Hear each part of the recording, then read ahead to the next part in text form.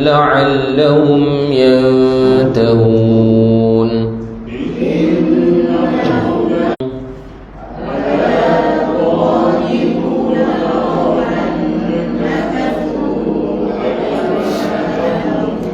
وهموا بإخراج الرسول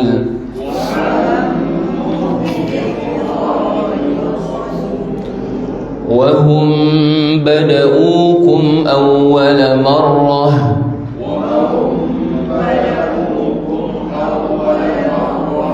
أتخشونهم فهم يعذبهم الله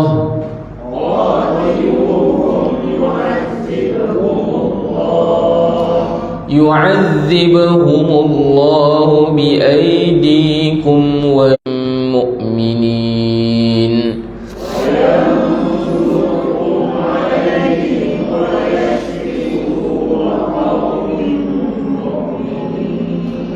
ويذهب غيظ قلوبهم ويتوب الله على من يشاء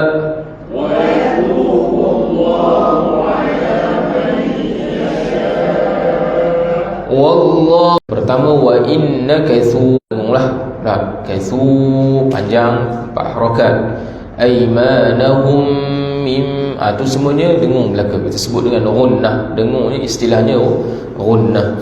Mim ba'di yaqlab, iaitu nun mati bertemu dengan ba. Mim ba'di.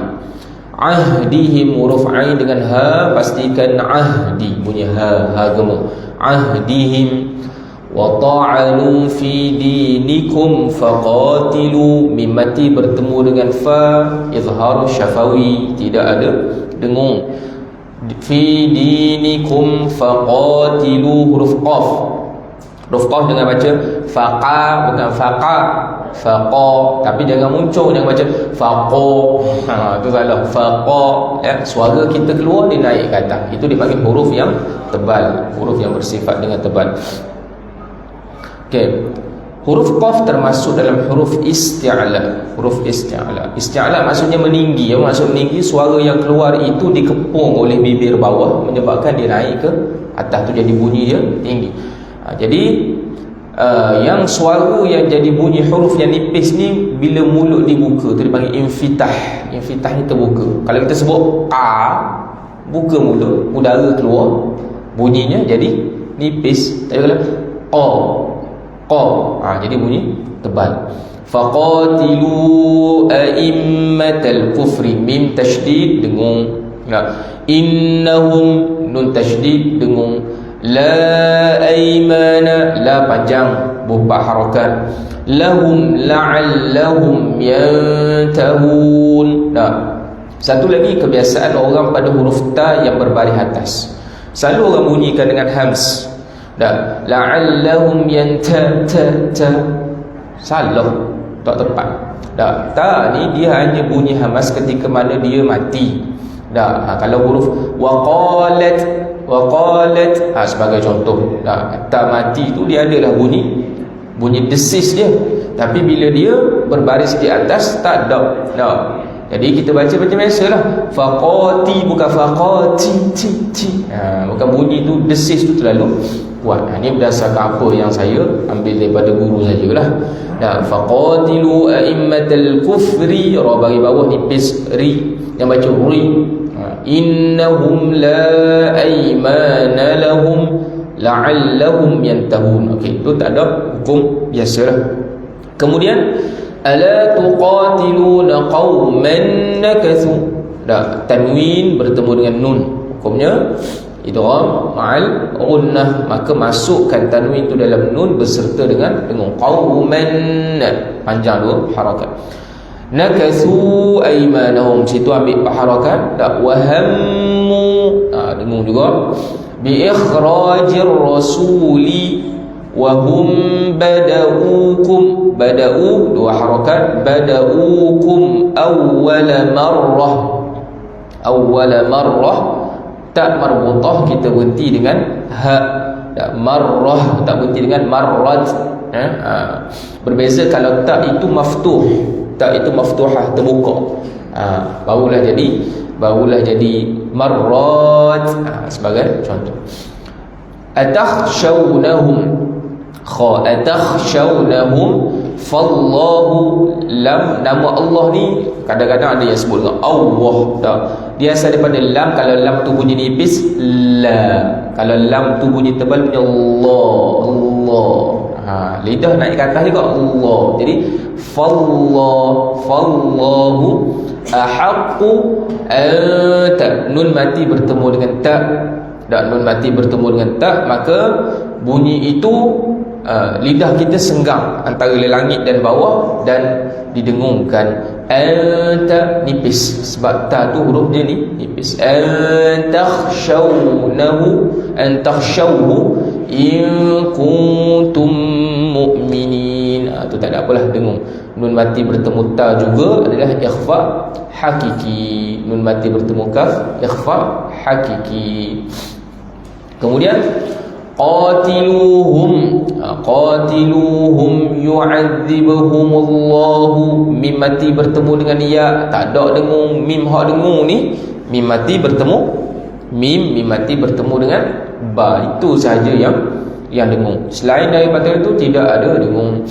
Yu'adzibhumullahu, ba qalqalah, yu'adzib qalqalah, yu'adzibhumullahu biaidikum wa yukhzihim. Wa yukhzim, jangan baca wayuh, bukan wayuh. Wa yukhzihim wa yansu. Nun mati bertemu dengan sad, ikhfa hakiki. Ikhfa hakiki bila dia bertemu dengan huruf tebal, maka bunyinya agak tebal sedikit. Wa yansurukum alaihim wa yashfi sudura qaumin. Sudura qaumin mu'min, jangan baca ra, sudura sama tadi. Sudura qaumin mu'minin. Kemudian wa yudhhib, huruf zal jaga-jaga jangan di kedekut keluar lidah tu. Wa yudhhib ghaidha, huruf dha kita dah beritahu makhraj dha kebiasaan disebut dengan zai. Wa yudhhib ghaidha, kan kita sebut za, kita sebut kan. Jadi dha ini hujung lidah berada di antara dua gigi. Wa yudhhib ghaidha, wa yudhhib ghaidha qulubihim wa yatubullahu ala may. Nun mati bertemu dengan ya, hukumnya idgham ma'al ghunnah. May masukkan dengan dengung. Yasha wallahu alimun hakim. Alimun tidak ada dengung kerana tanwin bertemu dengan ha, yakni huruf halqum. Huruf halqum ni ada 3, ada 6. Hamzun ha, balik bawah sekali hamzah dengan ha. Ainun ha, ain dengan ha duduk di tengah ni. Ghainun kha, huruf ghain dan juga huruf kha. Sebahagian kita menghimpunkan dengan arhin kha'ahu, sama jelah. Huruf dipanggil, sebab tu dia panggil izhar halqi. Bagi izhar baca dengan jelas tanpa dengung. Halqi dinisbahkan kepada huruf halqum. Huruf halqum. Sebab tu ain tempatnya di sini. Bukannya di bukan di hidung kan. Okey. Jadi Allahu alimun hakim. Okey, habis berkaitan dengan ahkamut tajwid. Jadi insya-Allah kita akan tengok pada saya kira tafsir dengan terjemahan tu kita sekalikanlah. Okey. Tengok pengarang kita kata apa dia. Allah Subhanahu wa taala menyatakan apa dia pada ayat yang pertama. Allah Taala kata, dan jika mereka mencabuli sumpahnya sesudah mengikat perjanjian setia, dan mereka pula mencela agama kamu, maka perangilah ketua-ketua dan pemimpin-pemimpin kaum yang kafir itu, kerana sesungguhnya mereka tidak menghormati sumpah janjinya, supaya mereka berhenti daripada kekufuran dan bertaubat kepada Allah Subhanahu wa ta'ala. Jadi rentetan daripada ayat ini kita kena tengok sedikit sebagai ulang kaji pada ayat yang lepas. Kita dah bagi tahu dah mengapakah Allah Subhanahu wa ta'ala memberi tahrid ataupun rangsangan supaya memerangi orang-orang kafir. Kafir yang macam mana kena perangi ni? Iaitu kafir yang melanggar perjanjian dengan Allah Subhanahu wa ta'ala dan Rasulnya dan juga para sahabat radhiyallahu ta'ala anhum ajma'in. Dan Allah Ta'ala membongkarkan kepada kita bagaimana sikap dan sifat yang ada pada mereka ni, perilaku mereka. Sebab apa kamu kena perangi mereka? Boleh tengok pada ayat 7 yang kita baca sebelum ni. Allah Ta'ala kata, kaifa yakunu lil musyrikin. Ayat 7, bagaimana boleh ada satu perjanjian dengan orang musyrik? Allah Ta'ala mention perkataan musyrik. Musyrik bermaksud seseorang yang bersifat dengan isyrak, yang bersifat dengan mensyirikkan Allah Subhanahu wa ta'ala. Bagaimana kamu boleh buat perjanjian dengan seseorang yang mensyirikkan Allah Subhanahu wa ta'ala, yang menganggap ada suatu kuasa lain yang menandingi Allah, yang menyamai Allah Subhanahu wa ta'ala? Itu satu masalah. Dah, yang kedua apa dia? Yang kedua, kaifa wa yadhharu alaikum, kata Allah Ta'ala, bagaimana kalau sekiranya mereka mampu mengatasi kamu, la yarqubu fikum illa wala zimmah, mereka tidak akan menjaga hubungan qarabah. Dah, makna kata illan ini kaum kerabat, wala zimmah, dan mereka tidak akan menjaga perjanjian mereka dengan kamu. Maksudnya yang pertama, mereka mensyirikkan Allah, mereka tak menghormati pegangan kamu. Yang kedua, mereka ni kalau mereka menguasai kamu, kata Allah Subhanahu wa ta'ala, mereka tidak akan hormat kepada kaum kerabat. Maksudnya apa dia? Orang ni tuan-tuan, kalau kita dah beritahu dia buat khianat pada orang lain, tapi dia tak buat khianat pada anak-anak dan keluarga terdekat dia, itu satu fitrah yang Allah Ta'ala buat dalam jiwa manusia. Kalau dia rompok harta orang lain, harta kaum kerabat dia tak rompok. Dia tahu itu adalah orang yang terdekat dan daripada darah daging. Jadi Allah Ta'ala tak sebut sebiji-sebiji. Quran ini ada ketikanya Allah Ta'ala turunkan dengan bahasa yang ijaz, dengan ringkas, tetapi daripada situ kita boleh faham benda yang cukup meluas. Maksudnya apa dia? Kalau mereka tak erti menghormati hubungan qarabah, kamu rasa boleh tak dia hormati kamu sebagai kawan? Kamu rasa agak-agak boleh tak dia hormati kamu sebagai jiran kamu, dia hormati kamu sebagai kawan kamu? Tak mungkin. Kenapa dia? Kerana hubungan kekerabatan pun dia tidak hormat. Dan dia akan, bila mana dia menguasai kamu, maka dia tidak akan menjaga hubungan qarabah. Wala zimmah, yang ketiga Allah Ta'ala kata, mereka tidak akan menjaga apa-apa perjanjian dengan kamu. Dan yang keempat Allah Ta'ala kata, sifat mereka ini yurdunakum bi afwahihim, mereka redha dengan mulut mereka.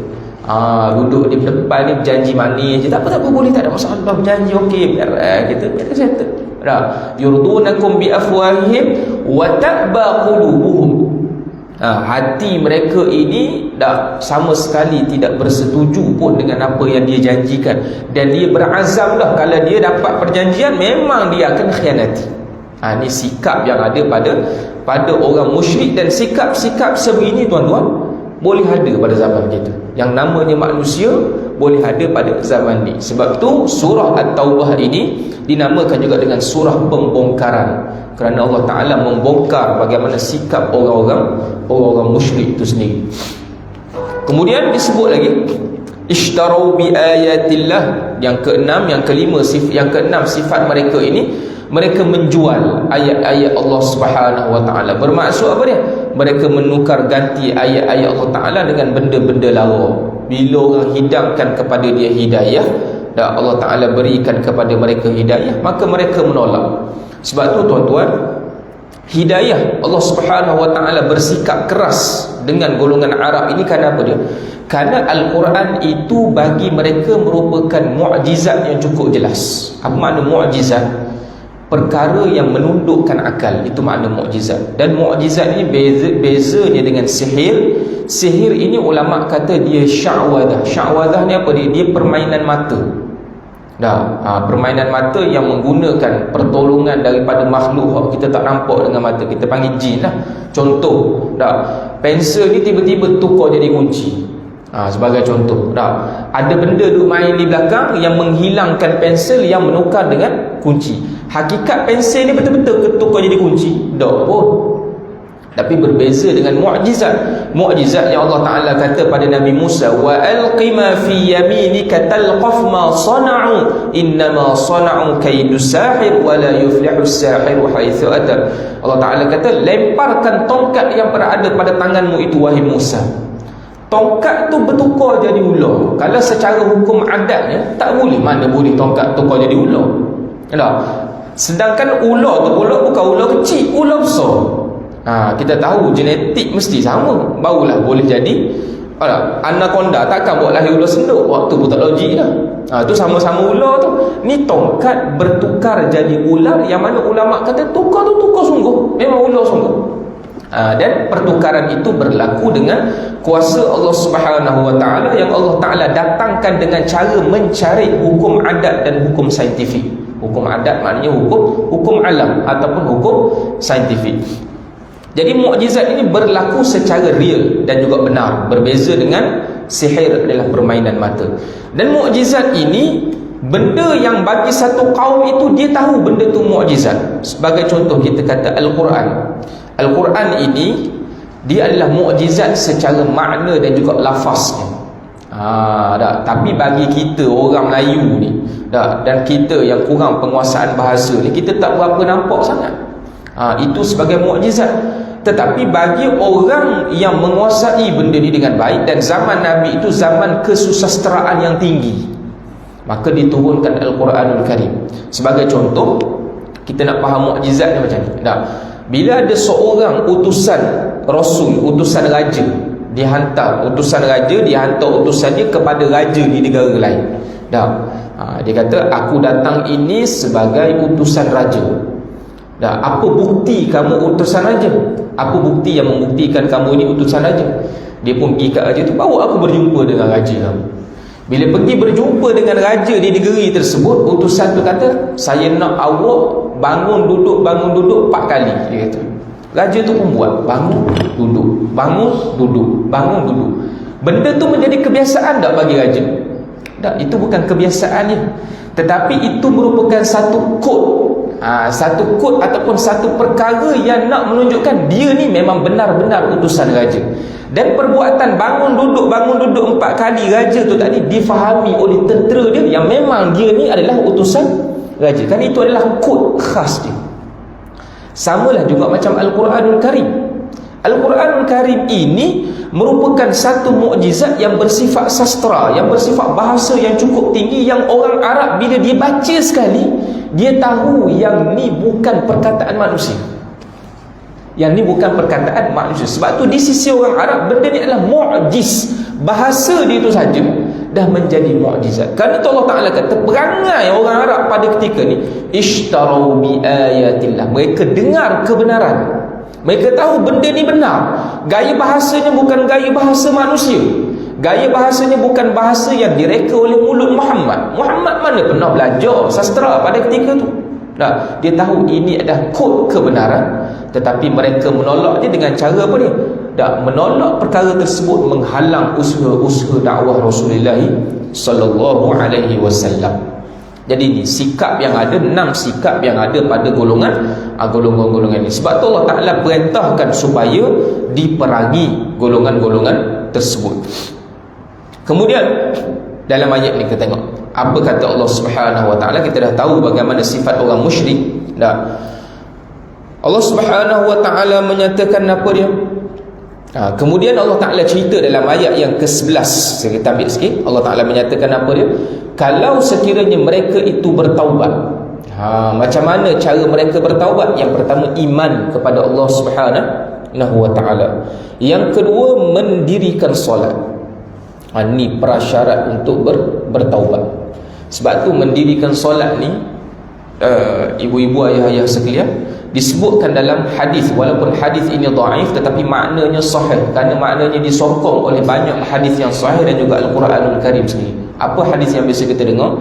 As-salatu ibaduddin. Solat itu merupakan tiang kepada agama. Faman hadamaha faqad hadamaddin. Siapa yang meruntuhkan solat, dia telah meruntuhkan agama. Siapa yang meninggalkan solat, dia telah meruntuhkan agama. Apa makna daripada hadis ini? Kata Al-Imam Mutawalli Sya'rawi, Allah Subhanahu wa ta'ala jadikan apa dia? Nah, Allah Subhanahu wa ta'ala yang pertama dalam solat ini, dia kata dalam solat ini ada syahadah. Ada syahadah. Masa bila syahadah, asyhadu an la ilaha illallah wa anna Muhammadar Rasulullah. Masa kita tasyahud, nah, ada syahadah. Yang kedua, dalam solat ini ada, lepas solat, dalam solat ini ada zakat. Daripada mana datang zakat? Zakat ini pada asalnya merupakan pemberian, iaitu sesuatu kekayaan yang diambil daripada bahagian kita untuk diberikan kepada orang miskin dan orang yang memerlukan. Manakala zakat dalam solat dipanggil zakat masa. Sebab masa kita ni adalah pemberian daripada Allah Subhanahu wa ta'ala, dan disebabkan aturan masa, adanya waktu siang, dalam siang itu ada waktu duha, ada waktu subuhnya, ada waktu duhanya, ada waktu naik mataharinya. Dengan sebab adanya aturan masa daripada Allah, manusia boleh menyusun jadual hidupnya. Kalau Tuhan buat kejap-kejap pukul 5 jadi malam, kejap-kejap pukul 5 jadi tengah hari, kan pening kita nak susun jadual tu. Nah, kerana adanya aturan masa daripada Allah Ta'ala menyebabkan kita boleh menyusun jadual. Bermaksud hasil mahsul daripada masa inilah kita boleh membuat duit ataupun membuat pendapatan. Jadi masa yang Allah Ta'ala berikan kepada kamu, macam orang tua-tua kita sebut, masa adalah emas. Jadi bila masa itu merupakan satu benda yang berharga, sebagaimana Allah Ta'ala bersumpah dalam Al-Quran dengan masa, kena ada bahagian masa kamu yang kamu zakatkan pada Allah, baru masa kamu ada barakah. Manakah bahagian masa yang kamu zakatkan pada Allah? Paling kurang 5 waktu sembahyang, paling kurang 5 waktu solat. Itu masa yang kamu kena zakatkan pada Allah Subhanahu wa ta'ala. Mana-mana orang yang tidak menzakatkan masanya pada Allah Subhanahu wa ta'ala, maka bertitik tolak daripada sini Allah Subhanahu wa ta'ala menghilangkan barakah daripada kehidupan dia. Wal'iyadhu billahi min dzalik. Jadi dalam solat ada zakat ke tak? Ada zakat. Falsafah ataupun makna daripada zakat. Jangan pula kita faham bila dah semayang, Ustaz Nafi kata dah semayang tak kira zakat lah, keluar dah zakat, dia kata. Bukan gitu. Maksudnya dalam solat itu mengandungi falsafah dan makna zakat. Itu mengambil sebahagian masa untuk diberikan kepada Allah Subhanahu wa ta'ala. Kemudian yang ketiga, dalam solat itu ada puasa ke tak? Ya, dalam solat itu ada puasa. Apa makna puasa? Puasa maknanya al-imsak, menahan diri. Sebagaimana kata Sayyidatina Maryam, inni nadhartu lirrahmani sawma, aku bernazar pada Tuhan aku untuk berpuasa. Macam mana puasa dia pada ketika tu? Falan ukallimal yawma insiya, aku tidak akan bercakap dengan mana-mana manusia pada hari ini. Jadi puasa maknanya menahan diri. Dalam solat puasanya lebih lagi syadid, ataupun lebih lagi kita panggil bersifat dengan ketat undang-undangnya berbanding dengan puasa biasa. Dalam solat kena puasa daripada bercakap dengan orang. Dalam solat tak boleh kita pergi dapur ambil makanan. Dalam solat makan dah minum sudah tentu. Maka dalam solat itu terkandung makna puasa. Kemudian dalam solat itu ada haji ataupun tidak ada haji. Di mana unsur haji? Iaitu istiqbalul qiblah. Bila orang melakukan tawaf, maka dia akan mengarah kepada qiblat. Jadi dalam solat ke mana arah kita? Ke arah Kaabah Al-Musharrafah yang menjadi titik penyatuan umat Islam. Semua mengarah pada satu arah yang sama. Sebab itu kata Al-Imam Mutawalli Sya'rawi, sesiapa yang meninggalkan solat bermaksud dia telah meruntuhkan rukun-rukun agama yang lain. Wal'iyadzubillahi min dzalik. Sebab itu kita katakan di antara prasyarat taubah disebutkan di sini, fa in tabu wa aqamus solah, mendirikan solat, wa atawuz zakah, dan menunaikan zakat. Yang tadi hubungan kamu dengan Allah, apakah simbolik ataupun syiar hubungan kamu dengan makhluk? Iaitu zakat. kamu keluarkan sebahagian daripada pemilikan kamu untuk diberikan pada orang yang tak berkait pun dengan kamu, tapi dia susah. Dan kamu beri tadi berbeza dengan orang kafir. Orang kafir bagi atas dasar kita kata humanity ataupun semata-mata kebajikan dan kemanusiaan dia. Tetapi kita orang Islam beri tadi kerana Allah. Buat benda tu kerana Allah. Disebabkan oleh Tuhan saya yang suruh benda ni. Jadi disitulah kita mendapat dua kebahagiaan. Kebahagiaan hubungan sesama manusia dan kebahagiaan hubungan kita dengan Allah Subhanahu wa ta'ala. Wa atawuz zakah. Maka kalau ada tiga benda ni, iman, mendirikan solat, menunaikan zakat, fa ikhwanukum fid din, maka mereka merupakan saudara kamu seagama. Saudara kamu seagama. Wa nufassilul ayati liqaumin ya'lamun, dan kami rincikan tanda-tanda bagi orang-orang kaum yang nak mengetahui. Okey, jadi itu ayat yang ke-11 sebagai tanda taubat mereka. Kemudian Allah Taala sebut dalam ayat ni apa dia? Kita tengok sikit dalam tafsir Ibn Kathir yang ada pada tangan saya. Yaqulullah wa innakatha haula'il musyrikun alladhina 'ahadtumuhum 'ala muddatin mu'ayyanatin imanahum ay 'uhudahum wa mawathiqahum. Kata Allah Subhanahu wa ta'ala dengan makna apa dia? Sekiranya mereka itu orang-orang musyrik itu telah melanggar perjanjian dalam tempoh yang tertentu terhadap perjanjian mereka itu, wa ta'anu fi dinikum, dan mereka telah mengaibkan agama kamu, mereka telah meremehkan agama kamu, mereka tak ambil kira perjanjian itu sebahagian daripada perintah agama. Jadi kalau dia langgar perjanjian, bermaksud dia telah meremehkan urusan agama kamu, bukan setakat urusan dengan manusia, itu termasuk dalam urusan agama. Wa min hahuna ukhidha qatlu man sabbar Rasulullah sallallahu wasallamu alaihi. Daripada sinilah diambil dalil sesiapa yang mencela Rasulullah sallallahu alaihi wasallam ataupun yang menghina Islam, maka dia boleh diambil dengan apa dia? Ambil dengan tindakan bunuh menurut Islam. Jadi hukum kita panggil hukum ini sebenarnya kalau dilaksanakan, kalau hukum Islam itu berjalan dengan baik, mana-mana orang yang rabik mulut jenis cakap kodan sekali, cakap dalam keadaan menghina, menimbulkan provokasi dan sebagainya dengan bahasa yang kesat, maka kita sewajarnya memberikan peringatan kepada dia, awak jangan buat macam ni, awak menimbulkan satu huru-hara dalam masyarakat dan awak telah menghina agama kami. Tapi kalau masih berdegil, maka boleh diambil tindakan dengan diperangi ataupun dibunuh. Tapi bunuh ni bukan boleh kita pergi kodan, dia adalah tindakan daripada hukumah ataupun kerajaan itu sendiri. Kemudian dia kata apa dia? Faqatilu a'immatal kufri innahum la aymana lahum la'allahum yantahun. Maka hendaklah memerangi siapa dia? Memerangi pemimpin-pemimpin kufar. Sesungguhnya tidak ada lagi apa-apa perjanjian dengan mereka, mudah-mudahan itu mengakhiri bagi mereka. Maksudnya apa dia? Di sini kalau dalam ayat ini, turunnya ayat ini secara khusus tetapi maknanya umum. Apa makna turun secara khusus? Ayat ini disebutkan oleh Qatadah ibn Abi Di'amah, seorang tabi'i. Dia kata apa dia? Dia kata yang dimaksudkan dengan a'immatul kufri ni seumpama Abu Jahal, Utbah, kemudian Syaibah, wa Umayyah bin Khalaf, dan juga beberapa orang yang lain. Ini di antara pembesar-pembesar Quraisy. Cuma ni dalam ayat ni, apa hikmah yang memerangi Nabi pada ketika tu, yang berlawan, yang membunuh ketika tu adalah Bani Bakar. Bani Bakar ni bukannya semua pemimpin-pemimpin besar. Dia ni sekutu dengan Quraisy. Tapi bila berlaku perlanggaran perjanjian ni, Allah Ta'ala suruh bunuh orang lain. Maksudnya bunuh pembesar Quraisy. Patutnya bunuh tadi tu lah. Kan sekutu Nabi tu Bani Khuza'ah, dibunuh oleh Bani Bakar, sekutu dengan orang musyrik, orang kafir Quraisy. Tapi Allah Ta'ala kata faqatilu a'immatal kufri, perangilah a'immatal kufri, pemimpin-pemimpin kufar. Sebab apa dia? Sebab punca kepada kerosakan adalah daripada pemimpin tu sendiri. Daripada pemimpin itu sendiri. Kalau benda itu dijaga dengan baik, maka rakyat bawah tidak buat onar. Yang menyebabkan yang buat onar langgar perjanjian pada ketika itu kerana apa? Kerana pemimpin pada ketika itu, pemimpin-pemimpin kufar pada ketika itu, mereka inilah yang menjadi dalang juga kepada peperangan. Peperangan dan pembunuhan itu hanyalah natijah ataupun hasil yang telah berlaku, hasil daripada perancangan orang-orang atas ni.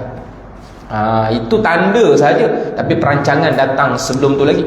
Jadi Allah Ta'ala kata faqatilu, perangilah kamu akan golongan-golongan kufar ini. Perangi ini dengan maksud bukan dengan bunuh. Perangi pada asalnya mengusir mereka. Nah, kalau mereka berdegil, barulah akan berlakunya pertumpahan darah pada ketika tu. Kemudian disebut oleh Al-Imam Ibn Kathir. Kalau kita tengok dia kata apa dia? Dalam ayat ini disebut dalam muka surat, mana ada tak dalam ni disebut? Ada. Sekejap ya. Pendapat yang benar, muka surat 130. Pendapat yang benar adalah 130. Itu merupakan pandangan Al-Imam Ibn Kathir. Al-Imam Ibn Kathir mengatakan walaupun didatangkan pandangan Qatadah kata yang dimaksudkan dengan a'immat al-kufri itu adalah Abu Jahal. Jadi Qatadah Ibn Abi Di'amah dia detailkan siapakah a'immat al-kufri itu, iaitu Abu Jahal, Utbah, Syaibah, Umayyah bin Khalaf dan beberapa orang lagi daripada pemimpin-pemimpin Quraisy. Dan kata Al-Imam Ibn Kathir, was-sahihu anna al-ayata 'ammatun, yang sahihnya adalah ayat ini bersifat umum, meskipun sebab turunnya ayat ini berkenaan dengan orang musyrik Quraisy.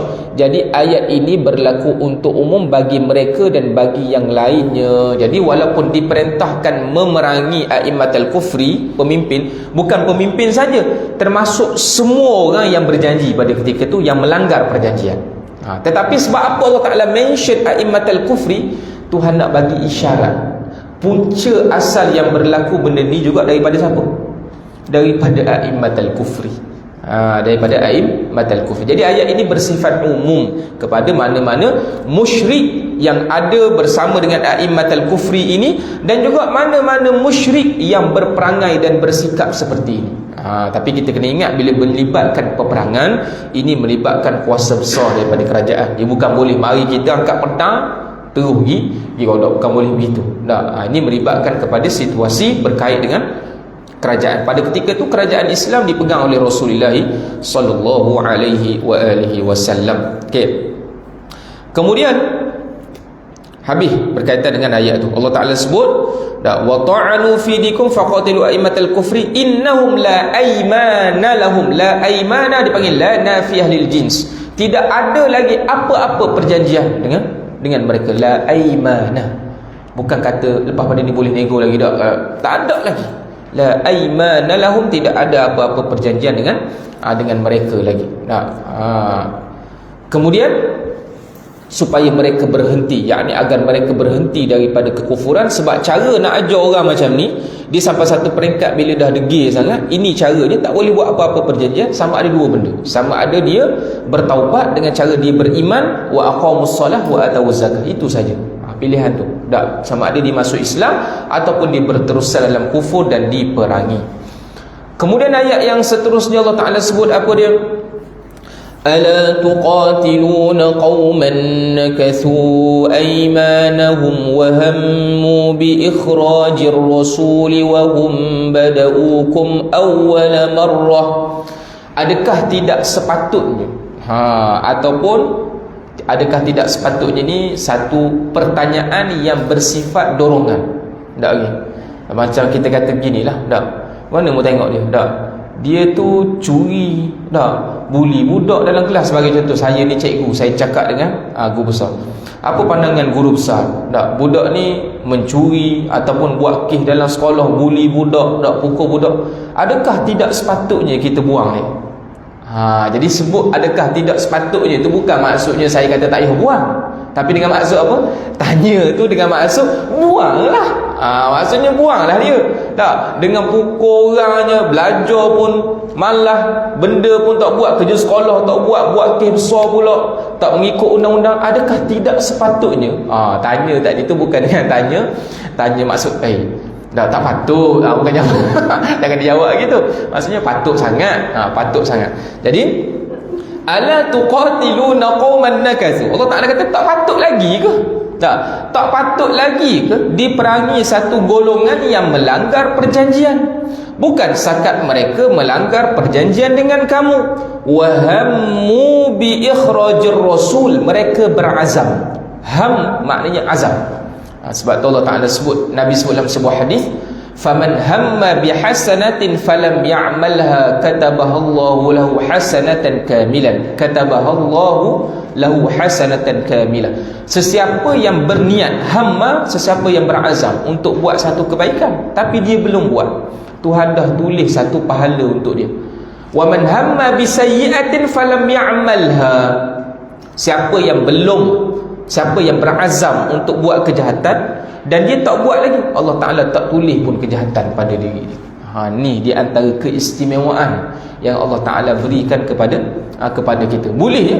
Kalau berazam untuk buat jahat, Tuhan nak tulis 10 kejahatan. Boleh tak boleh? Jawabnya boleh. Tidak ada tekanan, tak ada satu kuasa pun yang boleh menekan Allah Subhanahu Wa Ta'ala. Dah kenapa Allah Ta'ala buat gitu? Tuhan buat gitu kerana keistimewaan semata-mata daripada Allah. Sebab tu bila tarawih, fadlan minallahi wa ni'mah wa maghfiratan wa rahmah. Bapak sebut fadlan, keistimewaan daripada Allah. Maksudnya Ramadan dan keampunan Tuhan bagi itu semata-mata keistimewaan daripada Allah. Kalau Tuhan tak nak bagi pun tak apa, tapi kerana Tuhan sayang pada kita, Tuhan cintakan kepada kita, Tuhan bagikan satu ruang untuk kamu cari dengan cara yang berlipat kali ganda ganjaran dan kasih sayang daripada Allah Subhanahu wa Ta'ala. Jadi disebut ala tuqatiluna qauman nakasu. Adakah tak patut lagi kamu memerangi satu golongan yang mereka itu melanggar perjanjian dengan kamu? Wahammu bi ikhrajir rasul. Mereka melanggar perjanjian mereka dan mereka ingin mengeluarkan rasul. Mengeluarkan rasul daripada mana? Mengeluarkan rasul daripada tempat kelahiran Nabi sendiri, tempat Nabi membesar sendiri, iaitu Makkah al-Musyarrafah. Wahum bada'ukum awwala marrah. Mereka yang memulakan perkara tersebut. Bab perang ni, sebab tu tuan-tuan, kita kena faham asas kepada peperangan dalam Islam adalah bersifat difa'i, iaitu defensif. Kita dah sebut sebelum. Itu adalah asas kepada peperangan dalam Islam, bersifat defensif. Dia mesti bermula dengan perangai ataupun cerita orang kafir itu. Bacalah dalam sejarah. Sebab itu kita tengok dalam peperangan Badar, siapa yang mulakan peperangan? Dalam peperangan Badar, yang mana Nabi lalu pada ketika itu, Nabi menahan sekelompok golongan-golongan Quraisy di kalangan Abu Sufyan, yang mana mereka ni kan kita tahu orang Mekah terpaksa keluar pergi ke Madinah. Keluar tu pula selai sepinggang. Bila keluar selai sepinggang, tak bawa barang, barang tinggal di rumah mereka. Barang hak di rumah mereka ni kena rompak dengan orang Quraisy. Bukan setakat rompak dia ambil, dia jual pula. Kalau guna ke dia, tahan lagi. Barang tu ada lagi. Ni ambil, rompak, jual barang orang. Kan dia panggil celaka ke perangai macam tu. Mudah-mudah cerita. Jadi dia ambil, dia buat keluar negara. Di antaranya kelompok Abu Sufyan. Jadi Nabi tahan dengan tujuan nak ambil balik barang yang mereka rompak. Sebab Nabi ada mata-mata je kat sana. Jadi bila mari situ, Abu Sufyan tengok ada kelompok umat Islam duduk, dia kata nak perang. Lalu dia hantar utusan dia kepada Abu Jahal dan juga Abu Lahab. Abu Lahab menyiapkan satu ketumbukan tentera. Lalu bila dia dapati Nabi bukan nak menyerang, tetapi nak mengambil barang sahaja, kemudian kamu pergilah nega barang kamu. Kami kenal lah mana barang kami, kan? Jadi bila dia buat macam tu, lalu Abu Sufyan hantar sekali lagi utusan, memberitahu bahawasanya tak jadi perang. Nabi Rasulullah datang bukan niat untuk berperang. Tetapi Abu Jahal kata tak ada. Kali ni kita kira tekad sungguh, kita akan perang juga dengan orang Islam. Jadi peperangan dimulakan oleh mereka. Begitu juga dalam peperangan dengan Yahudi Bani Nadir. Yang ni kalau kita baca sirah semata-mata, kita akan nampak orang Islam pergi serang perkampungan Bani Nadir. Tapi punca orang Islam mari serang perkampungan Bani Nadir ni sebab apa? Bani Nadir ini berpakat dengan orang-orang Yahudi yang lain untuk membunuh Rasulullah. Yang tu yang menyebabkan, sebab mereka kan dah duduk dalam piagam Madinah. Dalam piagam Madinah ni tak ada seorang pun di kalangan Yahudi Nabi paksa kamu wajib masuk Islam. yang disebut dalam Piagam Madinah, sama-sama kita, sama ada kamu Yahudi ataupun kami orang Islam, kita kena menjaga keamanan dan mempertahankan Madinah ini daripada diserang oleh orang-orang luar. Kita kena bersatu hati. Tak, tetapi apa yang berlaku, mereka ini melanggar perjanjian, berpakat, berkomplot untuk bunuh Rasulullah sallallahu alaihi wasallam. Yang tu yang menyebabkan Nabi diserang Bani Nadir. Jadi orang buat jahat aku belakang. Kemudian disebut dalam ayat ni apa dia? Wahum bada'ukum awwala marrah atakhshawnahum. Apakah kamu takut kepada mereka? Fallahu ahaqqu an takhshawhu in kuntum mu'minin. Maka Allah Subhanahu wa taala lebih berhak dan lebih layak untuk kamu takut sekiranya kamu beriman kepada Allah Subhanahu wa taala. Jadi kita tengok dalam tafsir dia kata apa dia? Disebut dalam tafsir, ini juga merupakan pembangkitan semangat dan dorongan untuk memerangi orang-orang musyrik yang merosak janji mereka. Jadi perkataan ala tu tadi, kalau dalam bahasa Arab dengan makna litahrid ataupun dorongan. Tak, kita boleh gunalah cara ni. Tak, kalau kita jumpa mana-mana orang perangai tak senonoh kan, kata-kata, tak, awak dia tu banyak kali dah nipu awak tu. Tak, tak. Adakah patut awak bagi pinjam lagi duit ke dia? Jadi tanya, adakah patut tadi menggunakan uslub ataupun kaedah Al-Quranul Karim? Adakah patut? Jadi itu dipanggil tahrid, dorongan daripada Allah Subhanahu wa taala untuk memerangi orang-orang yang merosak janji mereka dan yang bersikap keras mengeluarkan Rasulullah sallallahu alaihi wasallam. Bukan setakat halang dakwah Nabi, tapi berpakat untuk bunuh Nabi. Kan kita tahu Nabi pernah dikepung rumah dia untuk ditikam, sama-sama tikam. Sebab apa tujuan sama-sama tikam? Supaya masing-masing tak boleh nak, kalau orang Quraisy nak memerangi, sebab keturunan Nabi ni keturunan bangsawan. Kita panggil keturunan yang bukan biasa-biasa. Keturunan Nabi ni dibimbangi, takut di antara masalah orang Quraisy, bukan masalah, dipanggil ada perangai asabiyah. Asabiyah ni bermaksud dia akan membantu kaum dia, sama ada betul ataupun benar, semata-mata atas dasar perkauman. Ini dipanggil asabiyah. Sebab tu dalam Islam, cinta kepada keturunan dan kaum itu dianjurkan. Jangan salah pula. Tak, kalau ada geng-geng Said, geng-geng Wan sebagai contoh, tak, dia buat satu majlis, kita pun kata asabiyah hari ni. Tak boleh kata gitu.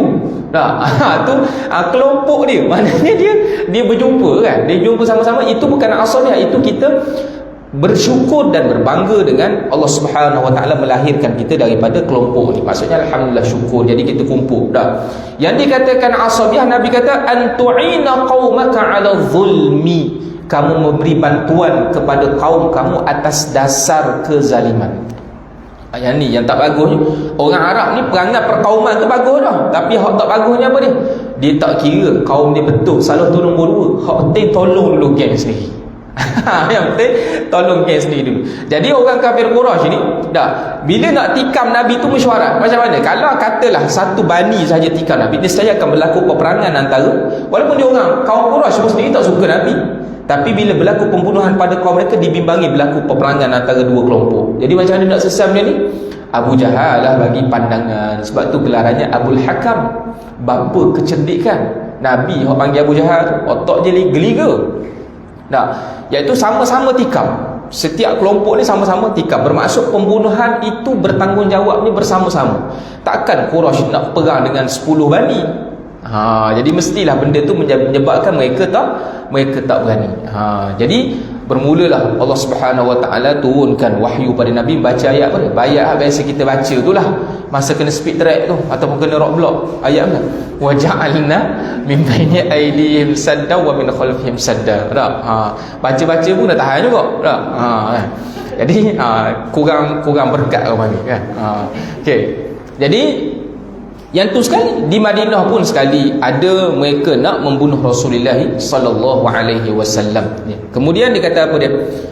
Alladzina hammu, mereka nak mengusir Rasul dan mengusirmu kerana beriman kepada Allah dan Rabbmu. Dan firman Allah Subhanahu wa taala, wa hum bada'ukum awwala marrah, dan merekalah yang pertama kali memerangimu. Ada pendapat yang mengatakan bahawa yang dimaksudkan dalam ayat ini adalah peperangan Badar, ketika mereka keluar untuk menolong kafilah mereka Dan ketika mereka bahawa kafilahnya telah selamat, mereka melanjutkan perjalanan untuk memerangi kaum muslimin kerana kesombongan dan keangkuhan mereka. Jadi ada pandangan mengatakan, kata Imam Ibn Kathir, yang dikatakan awwal marrah ni, mula-mula mereka nak perang ni masa bila?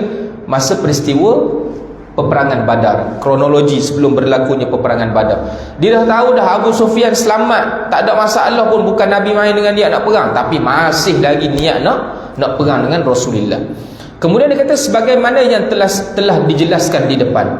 Ada pendapat lain yang mengatakan bahawa yang dimaksud dalam ayat ini adalah pengingkaran mereka akan janji mereka dan sikap mereka yang membantu Bani Bakar dalam memerangi Bani Khuza'ah yang telah menjalin perjanjian dengan Rasulullah sallallahu alaihi wasallam, sehingga Rasulullah sallallahu alaihi wasallam mendatangi mereka pada peristiwa penaklukan kota Mekah, dan terjadilah apa yang telah kami jelaskan di depan. Segala puji bagi Allah Subhanahu wa taala. Jadi ulama kata wahum bada'ukum awal marrah ni ada dua pandangan, tapi dua-dua pandangan ni awal marrah belaka.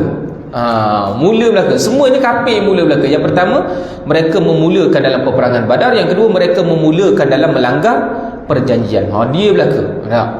Kemudian kata Allah Subhanahu wa taala, firman Allah, atakhshawnahum, mengapa kamu takut kepada mereka?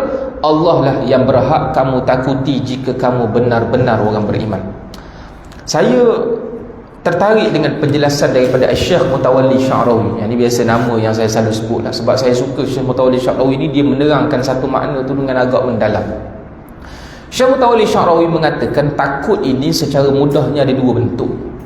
Yang pertama, takut yang bersifat atifi, dipanggil khasyah atifiyah, takut yang bersifat atifah. Atifah ni maksudnya perasaan. Yang kedua, takut yang bersifat aqliyah, yang bersifat akal. Sebagai contoh, takut yang bersifat atifah ni, kalau kita nak faham mudah-mudahnya, orang tengok anjing menyalak, lalu anjing kejar dia, apa dia akan buat? Secara semula jadi spontan, dia akan lari, lari tak cukup tanah, padahal dia tahu yang dia tak larat, mana nak lari dah. Tapi hari tu tiba-tiba jadi laju dia pun tak cukup lagi sebenarnya. Tapi bagi orang yang menggunakan akal, dia tahu anjing ni sifat dia, kalau kita pusing hambat dia balik, dia lari. Tapi masa tu tak fikir dah. Dia panggil takut yang datang itu takut yang bersifat atifah. Dia panggil atifah ni perasaan. Takut yang bersifat perasaan. Yang kedua, takut yang bersifat akliyah, yang mana takut ini dia perlu bersumberkan kepada akal. Takut itu perlu bersumberkan kepada akal. Jadi orang kena kejar anjing tadi, kalau dia dah fikir lama sikit, dia akan buat apa ni? Anjing ni kalau aku pusing hambat dia balik lari dia. Lari. Bila dia pusing dia kejar, dia tahu anjing tu akan lari. Tapi ustaz bahagian cerita sedap lah. Ustaz pun tak tahu dia kena nampak anjing kan. Minta jauh lah. Kita punya hua sikit lagi dah kan. Jadi begitulah Allah Subhanahu wa taala memperihalkan kepada orang kafir. Jadi yang pertama sekali takut. Kamu takut kepada mereka, Allah Taala kata, kamu takut kepada mereka sebab kamu tengok kekuatan mereka, ketenteraan mereka. Tapi kalau kamu takut tadi tu, kamu joinkan dengan akal kamu kena fikir, yang memberikan kekuatan kepada mereka siapa dia? Allah. Yang menjadikan mereka siapa dia? Allah. Yang mampu mengucar-ngacirkan mereka siapa dia? Allah. Siapa yang perintah kamu untuk memerangi mereka? Allah. Sudah tentu Allah Ta'ala akan bersama dengan kelompok yang akan memerangi orang yang Allah Ta'ala perintah. Jadi ini dipanggil takut yang bersifat akli. Sebab itu kalau kita baca hadis, saya dulu baca hadis Rasulullah SAW tentang Sayyidina Umar Al-Khattab, yang mana Sayyidina Umar Al-Khattab menyatakan, sesungguhnya ya Rasulullah, sesungguhnya aku menyayangi kamu melebihi daripada segala-galanya kecuali diri aku. Kata Sayyidina Umar, aku sayang kamu lebih daripada segala-galanya kecuali diri aku. Maksudnya nak compare antara sayang aku kepada diri aku dan sayang aku kepada kamu. Sudah tentulah aku sayang pada diri aku sekali, kemudian baru kamu. Tapi nak bandingkan bila lain, anak-anak aku, isteri aku, kamu aku lebih cintai. Nabi kata tidak sempurna iman seseorang apabila seseorang menyayangi aku lebih daripada dirinya sendiri dan segala-galanya. Dan pada ketika itu juga Sayyidina Umar mengubah perkataannya. Sayyidina Umar mengatakan, wahai Rasulullah, ketika ini aku mencintai kamu itu lebih daripada diri aku dan segala-galanya. Kata Nabi, al-an ya Umar, sekarang iman kamu sempurna. Saya masa baca hari ni, saya kata, macam mana kita nak beza?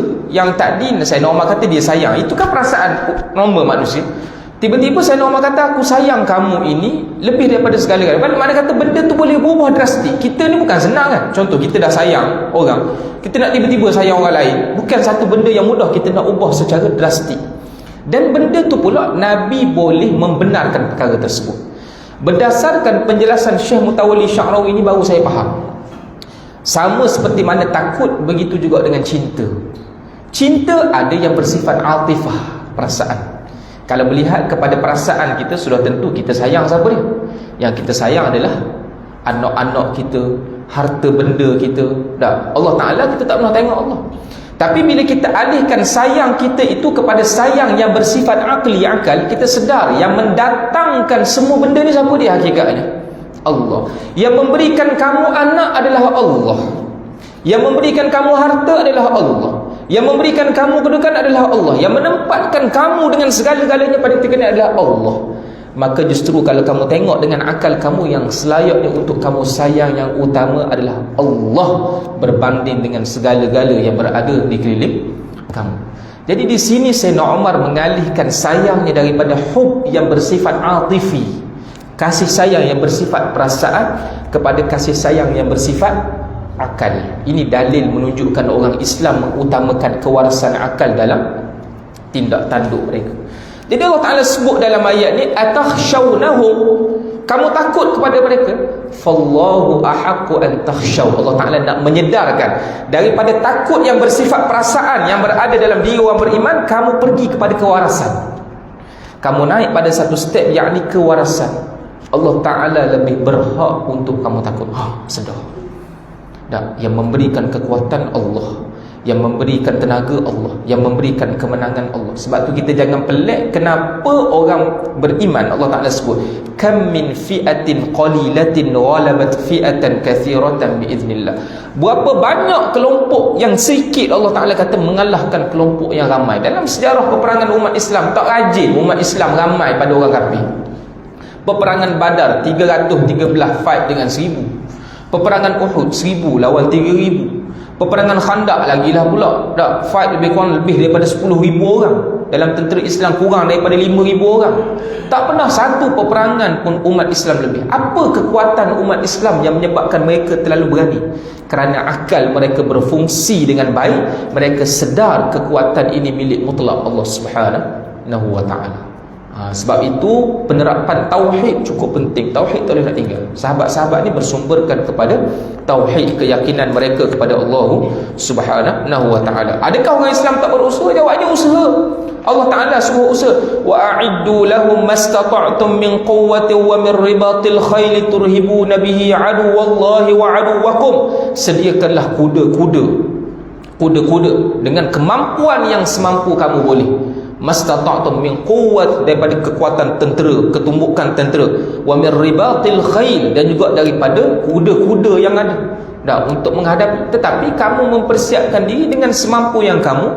Dan kamu kena ingat, bukan persiapan kamu hakikatnya yang memberikan kemenangan, tetapi Allah. Ini konsep ni. Sama juga dalam kehidupan kita. Bukan dalam peperangan semata-mata, dalam hidup kita mencari rezeki pun sama. Peranan kita tambah-tambah. Khusus nasihat kepada orang-orang muda pada hari ni. Orang-orang muda pada hari ni kadang-kadang dia nak hidup senang. So, peranan kita apa dia? Tak payah fikir jauh-jauh. Peranan kita berusaha, buat kerja sungguh-sungguh. Rezeki banyak mana dapat tu duduk pada Allah. Kamu kerja apa akan datang, kedudukan kamu akan datang, itu semua Tuhan dah tentu belaka dah. Cumanya fasa kehidupan kamu orang muda pada hari ni perlu struggle sikit. Tetapi banyak mana rezeki, banyak dah, itu kerja Tuhan. Jangan duk ambil alih kerja Tuhan. Masalah kita lah ni, duk ambil alih kerja Tuhan. Kerja awak tak buat-buat pun. Jadi duk ambil alih kerja Allah Subhanahu wa ta'ala. Jadi Allah Ta'ala kata, fallahu ahaqqu an takhshawhu in kuntum mu'minin. Dan Allah Subhanahu wa ta'ala terlebih berhak sekiranya apa dia? In kuntum mukminin, sekiranya kamu beriman. Jadi Allah Ta'ala ikatkan bagaimana ciri-ciri orang yang boleh rasa takut dengan Allah. Takut yang bersifat perasaan tadi nak beralih kepada takut yang bersifat akal. Ianya hanya layak bagi orang yang ada iman. Orang yang tak ada iman tidak akan mungkin akan sampai pada tahap tersebut. Tak akan mungkin dia boleh takut. Takut yang bersifat akal tadi tak akan mungkin. Sebab akalnya hanya menyedari benda yang berada di sekeliling dia. Akalnya tidak menyedari adanya kekuasaan Allah Subhanahu wa ta'ala. Kemudian disebut apa dia? Disebut lagi dalam ayat ni, Allah berfirman, janganlah kamu takut kepada mereka. Muka surat 131 tu, takutlah kepadaku kerana aku lebih berhak untuk ditakuti oleh segenap hamba dengan adanya kekuasaan dan seksaku. Segala urusan berada di tanganku. Di tanganku ni dengan makna apa dia? Dengan makna kekuatanku, kekuasaanku. Jika aku menghendaki, maka urusan itu terwujud. Jadi jangan kamu duk takut kerana apa? Segala benda yang berlaku semuanya dalam ruang lingkup takdir aku. Sebab itu kata Al-Imam Ibn Atha'illah As-Sakandari, dia kata apa dia? Sawabiqul himami la tukhriqu aswaral aqdar. Segala cita-cita yang kamu dahulukan ke hadapan tidak akan mampu mencari kota takdir Allah Subhanahu wa ta'ala. Maksudnya apa ni? Segala benda yang kita buat pada hakikatnya keterikatan kita dengan takdir Allah Subhanahu wa ta'ala. Maksudnya adakah kita tak boleh bercita-cita? Bukan begitu. Maksudnya kita kena sedar kita berusaha, yang memberikan perubahan tu Allah. Tu maknanya. Bukan kata kalau gitu tak boleh ada cita-cita. Salah faham gitu. Mana boleh tak ada cita-cita. Mestilah kena tanam cita-cita. Kemudian dia kata apa dia? Dan jika aku tidak menghendaki, muka surat 132 tu, maka urusan ini tidak akan terwujud. Kemudian Allah Subhanahu wa ta'ala berfirman sebagai penegasan terhadap kaum mukminin dan sebagai penjelasan atas hikmah dan pensyariatan jihad. Meskipun Allah membinasakan musuh-musuh itu dengan tangannya, yakni dengan kekuasaan. Apa kata Allah Subhanahu wa ta'ala? Qatiluhum yu'adzibahumullahu biaydikum wa yukhzihim wa yansurkum alaihim wa yashfi sudura qaumin mu'minin. Allah Ta'ala kata, perangilah kamu akan mereka. Nescaya Allah Subhanahu wa ta'ala akan mengazab mereka dengan tangan kamu. Maksudnya dengan asbab tangan kamu. Yang mengazab mereka, yang menyebabkan mereka sakit tu Allah, tapi yang menjadi asbab adalah tangan kamu yang memerangi mereka, yakni kuasa kamu yang memerangi mereka itu. Allah Ta'ala sebut wa yukhzihim, dengan maksud apa dia? Dan Allah akan menghinakan mereka dan menolong kamu, wa yansurkum alaihim, menolong kamu terhadap mereka serta melegakan hati orang-orang yang beriman. Ayat ini berlaku untuk semua orang-orang beriman. Jadi kata pengarang kita, ayat ini adalah bersifat umum, kekal di atas keumuman ni. Maksudnya ayat ni bukan khusus untuk orang mukmin ketika itu saja, sampailah kepada kita. Cuma kita beritahu, bila sebut muqatalah, memerangi ni ada dua bentuk. Muqatalah dengan makna jihad. Jihad ni ada dengan maksud peperangan yang bersifat angkat senjata. Dan peperangan yang bersifat angkat senjata ni memerlukan kepada kebenaran ulil amri. Ulil amri maksudnya pemimpin yang sah di kalangan orang Islam. Kita ni negara raja berperlembagaan, raja kita Muslim, jadi mesti kena ada apa dia? Kena ada kebenaran daripada undang-undang, bukan boleh main angkat senjata begitu saja. Dan peperangan yang kedua kita panggil peperangan yang bersifat apa dia? Ilmu, hujjah dan seumpama dengannya. Sebab tu Nabi sebut dalam ayat yang dalam hadis, jahidul musyrikina bi amwalikum wa anfusikum wa alsinatikum. Perangilah kamu akan orang musyrik itu dengan tiga benda. Sama ada dengan diri kamu, itu berjihad dengan kamu, bi amwalikum, dengan harta kamu. Zaman sekarang ni orang yang berduit menaikkan ekonomi orang Islam, buka pasar raya untuk orang Islam memberi dan sebagainya. Jadi jihad dengan apa dia? Jihad dengan ekonomi, dengan harta mereka. Kemudian wa alsinatikum, lidah dengan maksud ilmu. Penyebaran ilmu sebagai salah satu daripada instrumen jihad. Kemudian Allah Ta'ala kata wa yashfi sudura qaumin mu'minin, nescaya akan orang panggil terubatlah hati orang-orang beriman. Terubat hati orang beriman ni yang pertama kerana apa dia? dapat menjalankan suruhan Allah Subhanahu wa taala. Itu yang pertama. Sebab bukan senang sikit nak perang dengan banyak ni. Yang pertama, terubat hati orang mukmin kerana dapat menjalankan perintah Allah. Sebab tu orang beriman ni tuan-tuan, semua benda dimulakan dengan kerana Allah. Nabi sebut apa dalam bab puasa? Nabi sebut apa dia?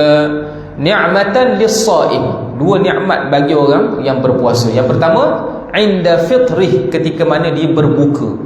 Yang kedua, wa inda liqa'i rabbih, dan ketika mana dia bertemu dengan Tuhannya. Nikmat berbuka bukanlah bermaksud di situ nikmat berbuka. Kalau nikmat buka semua orang nikmat belaka, orang puasa, orang hak berlakon puasa pun nikmat buka. Benda yang melebihkan orang yang berpuasa itu, iaitu orang itu berbuka kerana perintah Allah. Dia makan tu tadi kerana suruhan Allah. Jadi dia lega, dia dapat makan kerana Allah Ta'ala benarkan dia makan. Lega dia tu berbeza dengan orang lega berterkedarah biasa-biasa.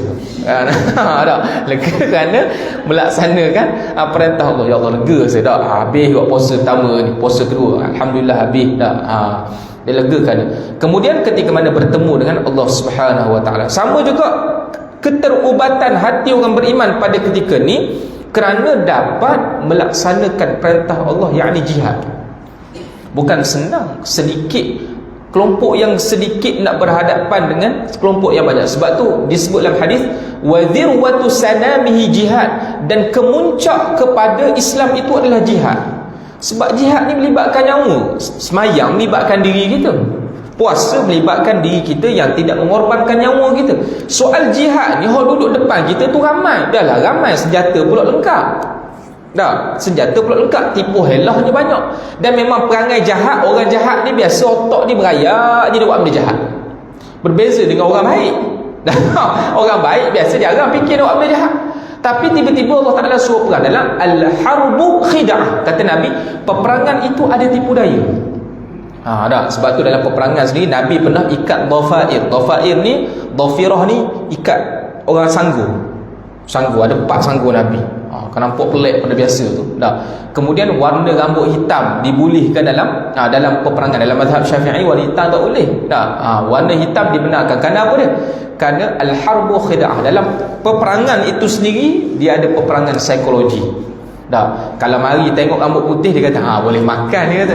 Padahal dia tak tahu ayuh haji tu bapak gagah, tapi mentaliti dia dulu. Dia kata ni geng-geng tak. Tapi bila warna rambut, geng-geng muda belaka, dia kata sakit kita kali ni.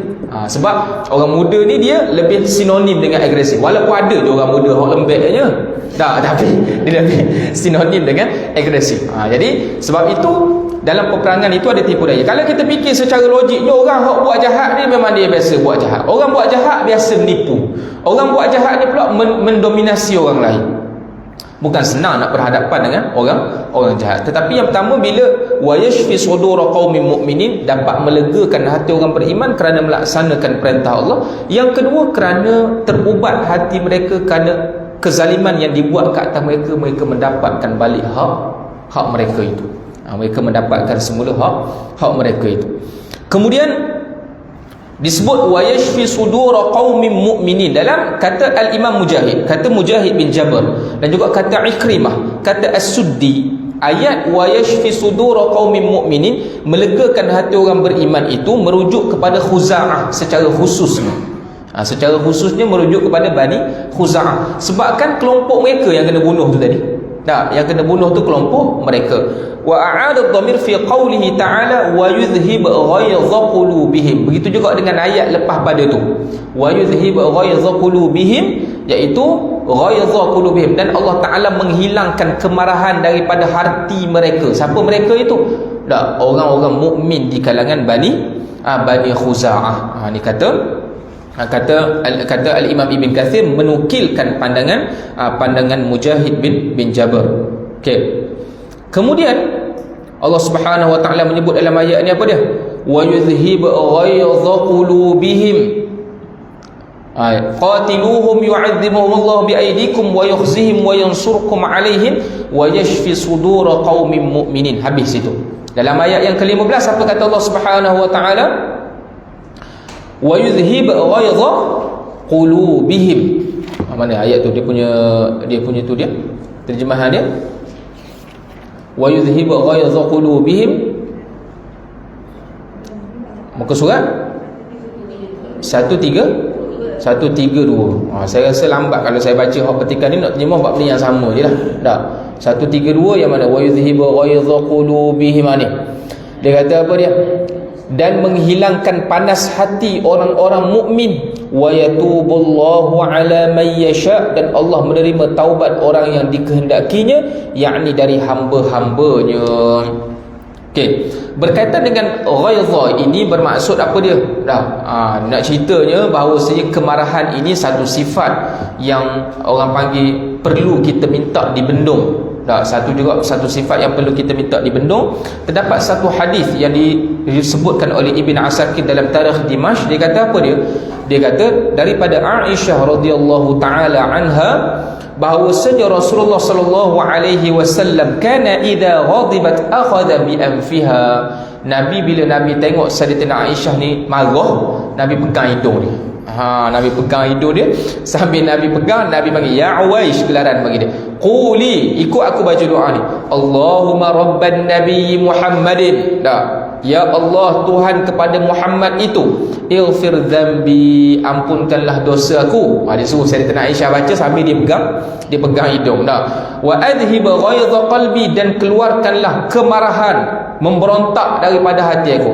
Wa ajirni min mudillatil fitan, dan lindungilah aku daripada perkara kesesatan-kesesatan, daripada fitnah-fitnah dunia. Jadi nak beritahunya, kemarahan itu satu sifat yang perlu dibendung. Jadi dengan adanya peperangan terhadap orang-orang kafir yang terlalu zalim ini, maka benda tu dapat membendung kekecewaan, kemarahan yang ada pada dada-dada Bani Khuza'ah tu tadi. Sebab tu tuan-tuan, dalam apa dia, bila mana datangnya Islam, mana-mana orang yang melakukan kesalahan lalu dibuat apa dia?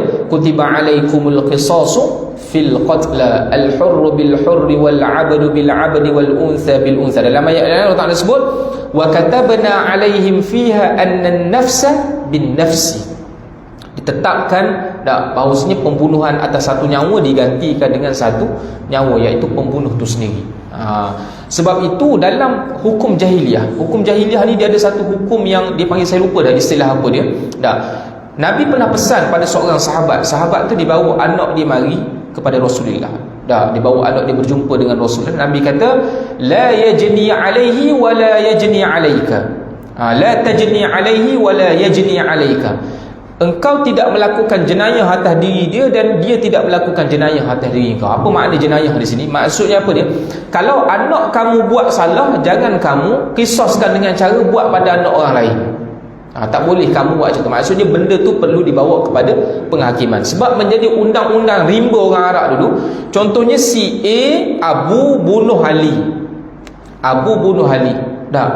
Datang kelompok keluarga Ali ni tadi, dia tak bunuh Abu.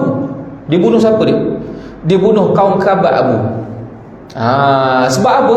Sebab dia nak suruh merasai kepedihan jenayah yang dibuat tadi tu. Abu bunuh Ali, patutnya kena bunuh tu Abu lah. Itu pun tak boleh ambil tindakan sendiri, sebab tak tahu siapa salah siapa betul. Boleh jadi hak ni nak serang bunuh, hak ni mempertahankan diri lalu dibunuh. Jadi bila Abu bunuh Ali, Abu tidak dibunuh dan dibunuh ahli keluarga dia. Yang ni pula dendam. Yang ni buat apa? Yang ni bunuh pula ahli keluarga dia. Hak ni bunuh pula ahli keluarga dia. Yang itulah yang menyebabkan peperangan tak berkesudahan. Aus dan Khazraj boleh balah berpuluh-puluh tahun kerana perbuatan yang sebegitu. Sebab tu datangnya Islam mengadakan qisas. Qisas ini bunuh balah. Kalau sekiranya keluarga dia tak nak bunuh balah, maka wajib dia kena bayar diat. Diat ni dengan nilaian kita katakan 100 ekor unta. Tak boleh ada kerana birokrasi banyak-banyak. Kira lah 100 ekor unta. Dan diat itu ditanggung oleh siapa? Bukan saja pembunuh, tetapi ahli keluarga pembunuh. Disebutlah ahli keluarga pembunuh tu dibincang lah. Ada yang mengatakan di kalangan ashabut ta'sib yang mengambil asabah dan sebagainya. Tapi mesti di orang panggil secara bersama, secara kolektif. Sebab apa? Sebab Tujuan dibuat macam ni supaya apakah hikmah di sebalik pensyariatan hukum sebegini? Supaya dalam bab nyawa ni jangan kamu ambil berat pasal diri kamu saja, tapi kamu kena turut menegah orang lain daripada melakukan perkara tersebut di kalangan ahli keluarga kamu. Jadi Allah Subhanahu wa taala sebut dalam ayat ni, dan Allah menerima taubat orang yang dikehendakinya, yakni dari hamba-hambanya. Okey. Kemudian disebut dalam tafsir Ibn Kathir yang pada tangan saya, dalam ni dia tak sebut semua, ada benda yang diringkaskan. Dia kata apa dia? Yang dikatakan wallahu alimun hakim, ay wallahu alimun bima yuslihu ibadahu. Allah Subhanahu wa taala itu maha mengetahui dengan apa yang dilakukan terhadap hamba-Nya. Sebab itu tuan-tuan, pegangan kita Ahlus Sunnati wal Jamaah, setiap apa yang diperintahkan oleh Allah Subhanahu wa taala pasti ada hikmah dan kebaikan. Dan setiap apa yang ditegah oleh Allah Subhanahu wa taala pasti ada keburukan, walaupun pada mata kita nampak baik. Sebagai contoh, mengambil riba, kan? Mengambil riba. Riba ni adalah ziyadah, penambahan. Patutnya baiklah pada mata kita. Tak bagi orang pinjam RM10 dapat RM15, ataupun dapat RM50, kerana tempoh masa yang diberikan tu tadi. Tetapi Allah Ta'ala kata benda tu keji. Maka setiap yang dikatakan benda tu keji oleh Allah Subhanahu wa taala wajib kita imani, kerana kita wajib meyakini bahawasanya benda yang akal kita singkap itu terbatas. Akal kita hanya tengok secara terbatas. Dan kalau kita tengok secara mendalam sekalipun, memang kita katakan dalam bab pinjaman sebagai contoh, dalam bab pinjaman, roh daripada akad ataupun kontrak ni ada maksud kontrak ini al-aqdu bainat tarafain, iaitu satu perjanjian antara dua belah pihak ataupun lebih. Itu maksud kontrak, persetujuan antara dua belah pihak ataupun lebih. Jadi dalam akad ataupun kontrak pinjaman ini dipanggil kontrak yang bersifat tabarru'. Tabarru' ni maksudnya apa dia? Kita nak tolong orang yang susah. Asalnya begitu, roh daripada meminjam. Sebab orang ni biasa dia tak mari pinjam bodoh-bodoh je asal-asalnya. Dia akan mari pinjam bila mana dalam keadaan terdesak. Tapi zaman fasad ni tak kira. Orang sanggup nak pinjam dengan orang kerana nak buat benda-benda yang tak senonoh pun sanggup. Nak melabur pada tempat yang tak patuh syariah pun dia sanggup, sebagai contoh. Jadi orang sekarang ni, tapi cumanya asal pada hukumnya adalah pinjaman ini bersifat tabarruk, membantu. Akad yang membantu. Jadi dalam Islam, Allah Ta'ala tegah kita daripada mengambil manfaat daripada benda yang bersifat bantuan. Orang tu dah lah susah, dia pinjam duit dengan awak tadi kerana dia susah. Tiba-tiba awak tekan lagi dia dengan apa dia? Dengan tambahan bunga ataupun faedah, tak kisahlah apa-apa nama pun. Tetapi dia berbeza dengan jual beli. Jual beli memang kita nakkan keuntungan. Ni ada orang kadang-kadang saya ni baru buka kedai, dia pun pergi kata takkan saya mahal juga, dia kata lebih murah lah sikit, dia kata ni tak kerti bahasa, dia panggil dia dah lah tak kerti bahasa, dia jual pula nama Nabi, nega Nabi lah sikit, dia kata sedap ni nega Nabi, asal murah nega Nabi. Walhal Nabi tu kita tahu masa sebelum Nabi diangkat jadi Nabi ni orang kaya. Siti Khadijah adalah jutawan pada ketika tu. Dan orang yang paling banyak dia laburkan duit dia, disebutkan dalam kitab sejarah, dia buat kaedah mudharabah. Mudharabah ni maksudnya ada pelabur dan ada orang yang meniagakan barang tersebut. Jadi Sayyidatina Khadijah melaburkan duit pada Nabi, bagi duit, kemudian Nabi mengembangkan, jual barang. Kemudian Nabi ni ada apa dia? Nabi ni ada dua sifat. Yang pertama ada al-quwwah pada Nabi, kekuatan, kepandaian. Nabi ni bijak menarik orang. Bijak menarik orang. Yang pertama sekali, Nabi ada skill nak menarik orang. Yang kedua, Nabi ni adanya integriti, adanya kejujuran, jadi dua benda ni yang menarik perhatian Sayyidatina Aisyah, menarik pelabur untuk melabur pada Rasulullah. Jadi siapa kata Nabi nega tak ada untung? Dia jual nama Nabi sebab nak minta murah dengan saya. Ni macam-macam orang Jadi dalam perniagaan rohnya lain. Dalam pinjaman rohnya itu lain. Jadi sebab itu cumanya benda ni bila melibatkan perbankan dan sebagainya, yang tu kena khusus lah. Cuma secara asas kita sebut secara asasnya. Jadi Allah Subhanahu wa taala bila dia mengharamkan satu benda tu, maka benda tu mesti ada hikmah dan keburukan di sebalik benda tu. Kan macam orang kita sebut sebelum ni lah, dah Allah Ta'ala mengharamkan babi. Kemudian ada orang kaji, rupanya babi tu ada cacing pita dah, yang tak mati-mati. Ada orang tanya kita pula, dia kata, Ustaz, macam mana kalau ada ubat untuk menghapuskan cacing pita, babi tu jadi halal ke tak? Sebab tuan-tuan, ada orang cerita sebab tu macam arak kan.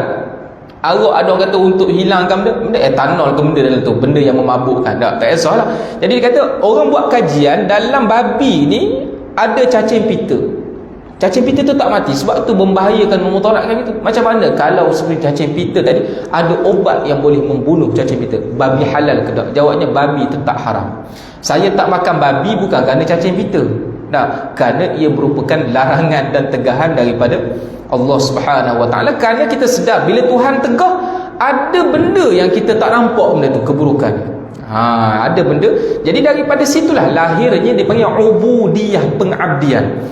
Aku sedar yang aku ini hamba. Bila sebut hamba ni lemah daripada segi tenaga, lemah daripada segi pemikiran. Aku sedar yang aku ni banyak benda aku tak tahu, yang Tuhan itu segala benda dia tahu. Wa ma utitum minal ilmi illa qalila. Allah Ta'ala kata tak diberikan ilmu kepada makhluk itu melainkan sedikit. Yang dapat pada kita pula sedikit daripada yang sedikit. Ibarat roti sebuku tu, ada 15 orang, dapat 15 orang tu bagi sekeping untuk 15 orang. 15 orang tu nak kongsi, cobek sikit seorang.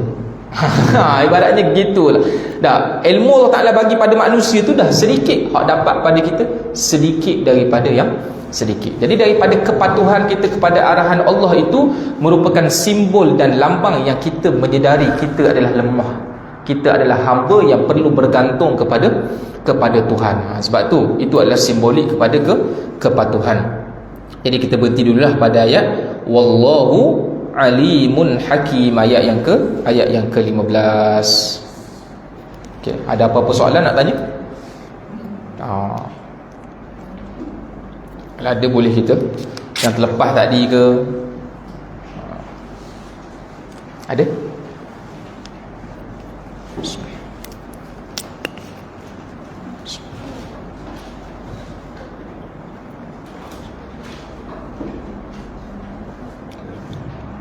Kita ada.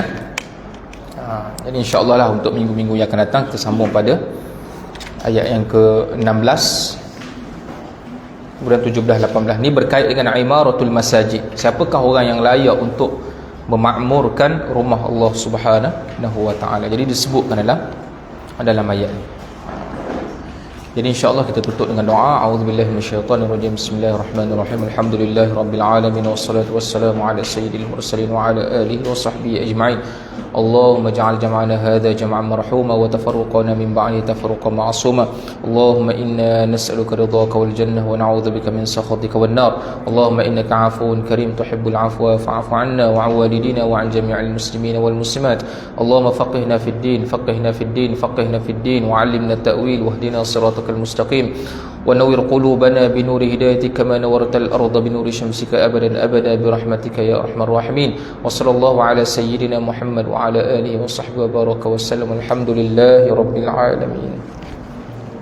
السلام عليكم ورحمة الله وبركاته.